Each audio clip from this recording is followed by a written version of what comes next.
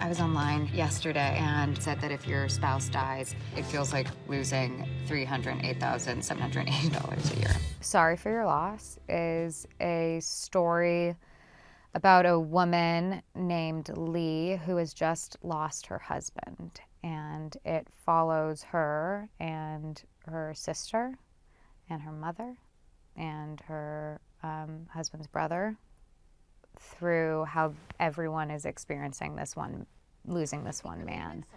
She is a young woman who's lost a husband, and it's different than being a little bit older and wiser and having already experienced and trained yourself how to best go through pain and trauma.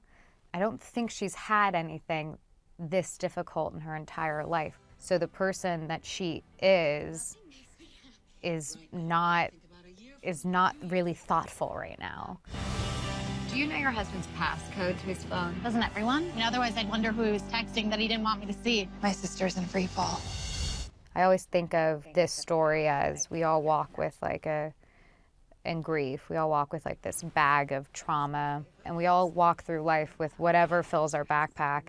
And then when you deal with something new, the backpack just completely shifts in weight. And grief isn't something that sheds the weight, it's a readjustment to how you walk through life. If you need a few days, we can take a few days. If you need a few weeks, we'll take a few weeks. Oh, Mom, she can't do this for weeks. No, I'm just saying that there's no clock. You know, when your father moved out, I'm not saying that that is the same thing as this, of course, but that took a month. That's definitely not the same thing.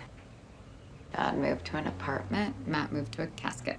The thing that make people the most frustrated is when that memory starts to become foggy. This is our home. This is our home. This is where we're supposed to live. This is where we're supposed to live.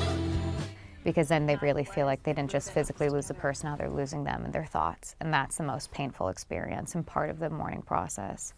And so that's another thing we try and articulate visually in the show. It's just a journey into how we handle grief, and sometimes it's not in the prettiest of ways. Whatever you need to feel, you get to feel it.